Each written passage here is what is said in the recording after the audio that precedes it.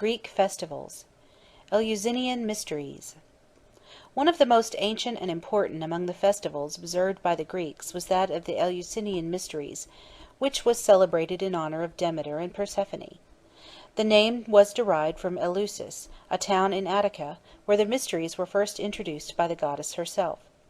They were divided into the greater and lesser mysteries, and, according to the general account, were held every 5 years. The greater, which were celebrated in honor of Demeter, and lasted 9 days, were held in autumn. The lesser, dedicated to Persephone, who at these festivals was affectionately called Cora, or the Maiden, were held in spring.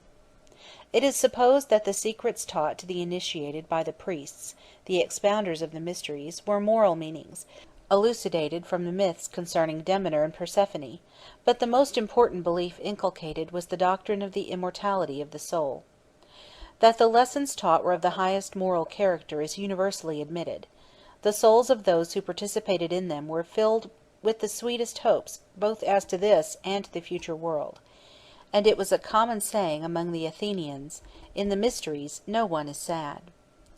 The initiation into these solemn rites, which was originally the exclusive privilege of the Athenians, was accompanied with awe-inspiring ceremonies, and secrecy was so strictly enjoined that its violation was punished by death. At the conclusion of the initiation great rejoicings took place.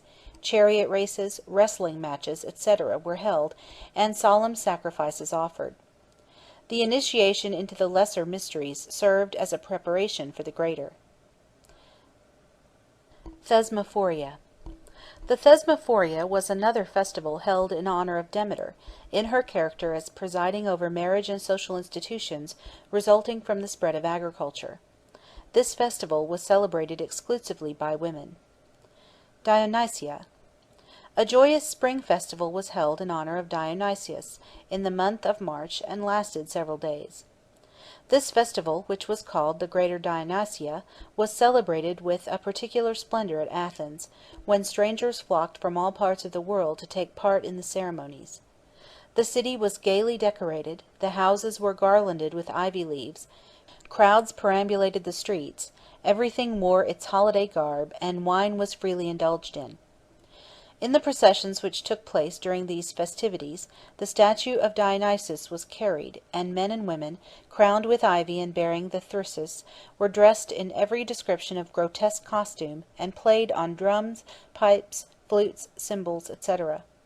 Some, representing Silenus, rode on asses; others, wearing fawn skins, appeared as Pan or the satyrs, and the whole multitude sang paeans to the honor of the wine god.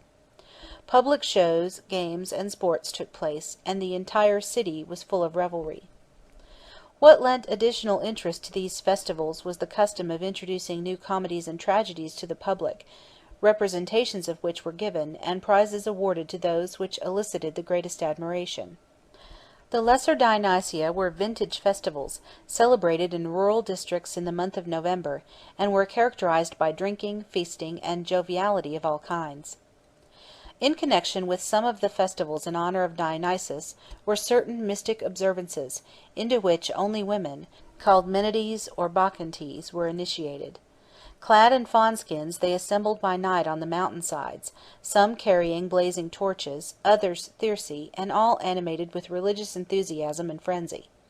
They shouted, clapped their hands, danced wildly, and worked themselves up to such a pitch of excitement and fury that in their mad frenzy they tore in pieces the animal brought as a sacrifice to Dionysus.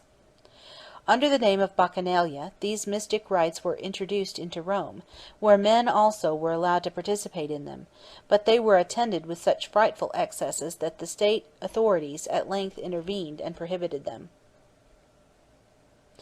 Panathenaic.